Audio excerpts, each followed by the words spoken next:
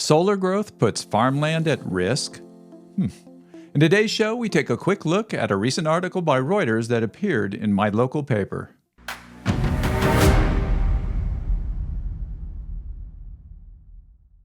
There's a battle raging against commercial solar farms nationwide.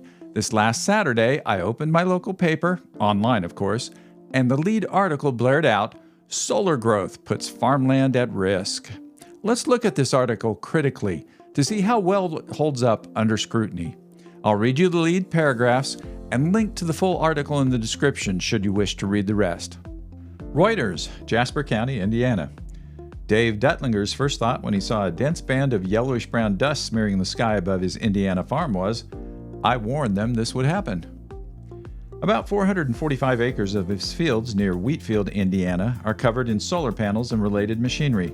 Land that in April 2019, Duttlinger leased Dunsbridge Solar LLC for one of the largest solar developments in the Midwest.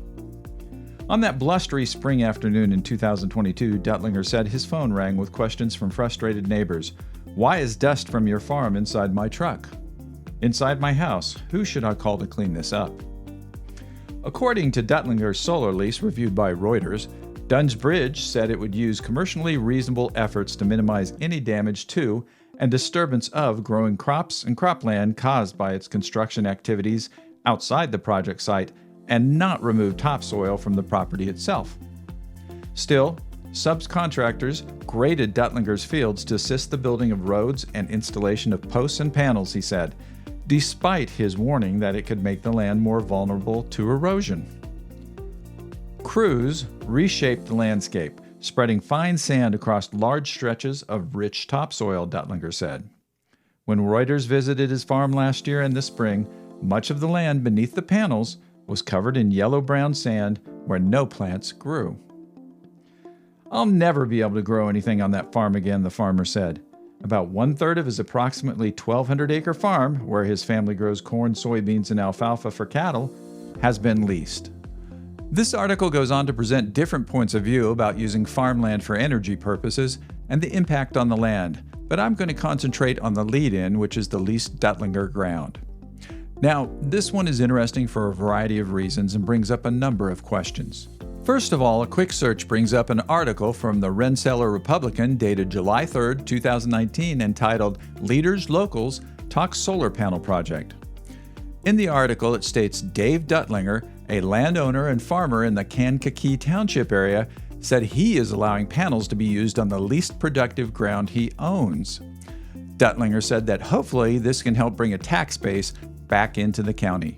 Very interesting. In this article, this is his least productive ground. Now, this area of the country is famous for growing corn, with a large portion of that being used for ethanol, not food production. Where Mr. Duttlinger's harvest went before he leased the land, I can't say, but ethanol is very important to this area economically. Again, ethanol is not food. Next, my guess is that the solar farm operators put down sand to keep the dust down and address the neighbors' complaints, as sand is an extra expense most operators would want to avoid. As to Mr. Duttlinger's claim that I'll never be able to grow anything on that field again, that one is a head-scratcher for me. Sand is a soil amendment used to loosen the soil, especially clay soil. I'm no expert here, but my guess would be that an inch or two of sand could easily be tilled into the soil. The claim that nothing will grow there again is puzzling, as when you look at the photos, there is obviously a lot of growing there already. I owned a house in an area of our county that was nothing but sand, 20 foot deep or more, and plenty grows there. Also, study after study shows that long-term resting of agricultural land increases productivity in the long run. So, I'm at a loss to see how crops couldn't be growing there again because of a few inches of sand on top of the original topsoil. Maybe I'm missing something here? Now, let's look at what led to this landowner working with reporters for a national story that, in my opinion as written, can be viewed as a commercial solar farm hit piece. Somewhere along the line, Mr. Duttlinger had a falling out with the solar operators. I don't know why. However, I feel operators should go out of their way to communicate with landowners and neighbors and build trust and mutual respect. So in my mind, the onus is on the solar farm here. Why did they let it come to this? Next, I'm a huge fan of low-impact solar farm design, which among other things dictates you don't grade the land, instead you work with it and work around it. I feel county regulations should give preference to solar developers that commit to low-impact design and to agrivoltaics, which is the combining of solar panels with traditional farming. Had low-impact design been incorporated here, maybe there would be no drama to write about in the first place. When I read articles like this from respected national sources, I just have to shake my head. It's obvious they sensationalized it to get more views, but there are real-world repercussions to this.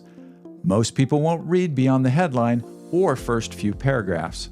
This article will become fodder for all the commercial solar doubters and haters out there. My county commission is discussing commercial solar this next Wednesday, and I bet you dollars to donuts this will be used as an excuse by at least one commissioner to put in place a county-wide commercial solar ban. Solar energy production on agricultural lands is a natural extension of agricultural production and gives farmers an additional option for their operations. Counties should help by implementing responsible, effective, and fair solar farm regulations. In a future video, I'll cover the basics of low-impact solar farm design and how it could help avoid unfortunate situations like the one mentioned at the beginning of this article. Thanks for watching.